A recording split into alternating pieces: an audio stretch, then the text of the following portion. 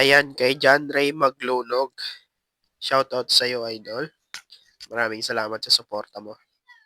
Ayan po, pumasok na yung aking winidraw na 1,000 green money doon sa Merge Cuts.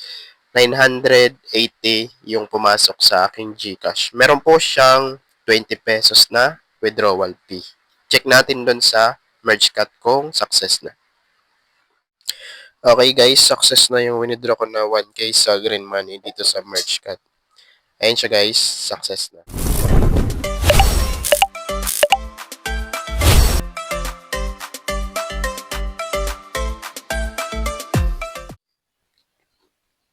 Ayan, Idol Ray Hishin.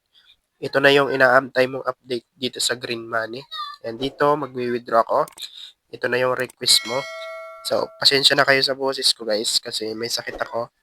Pero, pipilitin ko pa rin para makapagbigay ako ng update sa inyo. So, ayan, dito guys, nakapag-ipon ako ng 1,700k sa Green Money. Ayan. So, pinili ko yung method to guys, nag-invite ako. Optional lang naman yung pag-i-invite. Pwede rin naman kayo magpa-level 60 dito, ano guys. And so, dito, i-withdraw na natin yung 1,000. Click ko lang yung withdraw all. And confirm. And waiting na lang yan guys. Nandito na yun sa history, ano. Ayan, waiting. Ito na yung nauna kong withdraw. 840. Pumasok din sa Gcash ko. 820. Meron yung bawas na 20 pesos. Ayan guys, waiting na siya. Ayan. Ayan, wait na lang natin pumasok yon at ipapap ko na lang sa screen guys kapag pumasok na. So, by the way nga pala, update ko kayo guys dito. Talagang kinaya siya sa Rich Tycoon, ano. Meron siyang revert. So, pasensya dun sa una na napagsabihan ko na walang revert. So, ito guys, pakita ko sa inyo. Ayan, ganito yung magiging revert niya guys, expert mode. Kapag nakapag level 59 kayo, kailangan nating mag-expert mode kasi hindi tayo makakapagpa-level 60 ano guys. Kasi meron dyan cut na aalisin. Pag tinuloy nyo pa rin at hindi kayo nag-revert, sayang yung oras nyo, hindi kayo makakapag-level 60. Then, kapag nag-revert naman kayo at nakabalik kayo sa level 59, ilalabas na nila yung cut na magiging kailangan natin para makapagpa-level 60 ano guys. Kaya, need nating mag-revert. Same siya kay Tycoon, yung need mag-revert kasi nawala yung level 46 doon na car. So, ganun din ang mangyayari dito, ano guys. Kailangan natin mag-revert. So, ayan. So, ayan guys. Kapag nag-revert, galing kayo sa level 59, babalik kayo sa level 1. So, kapag ganoon, kapag nakapag-revert ka na, kapag nakabalik ka sa level 59, huwag ka na magre-revert ulit. Diretso na yon, pa level 60 na yon. And then, kapag nakompleto nyo ng level 60, pwede na kayo mag-withdraw sa green money. Pero nakabase pa rin sa naipon yung green money yung pwede nyo ma-withdraw. Kasi nandito guys, nakalagay. Kung mapapansin nyo dyan sa withdrawal nyo, level 60, pwede na kayo mag-withdraw.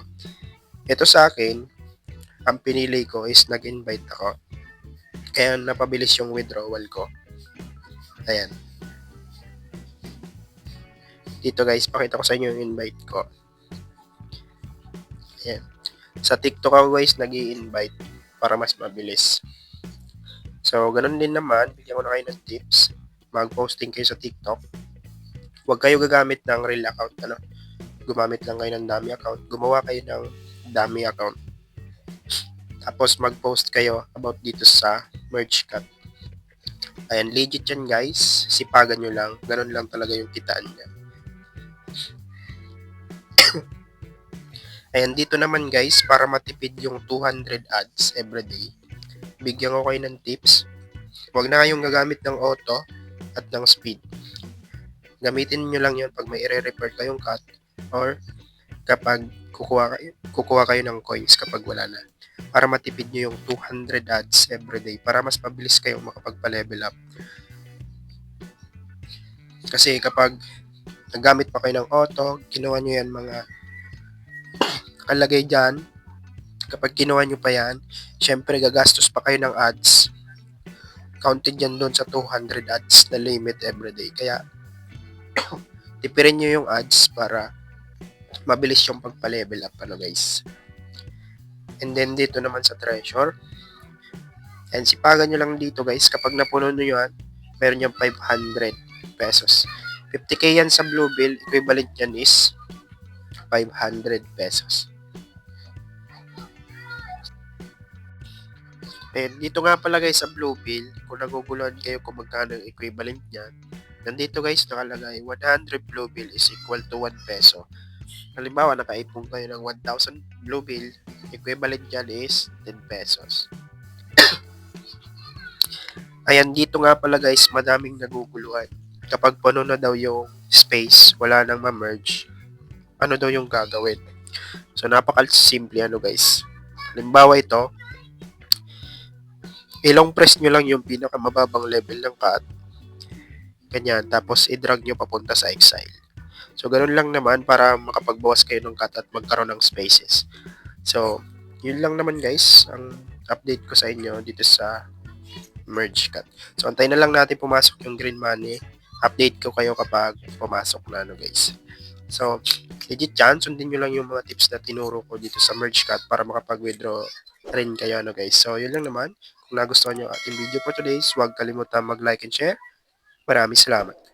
Bye-bye!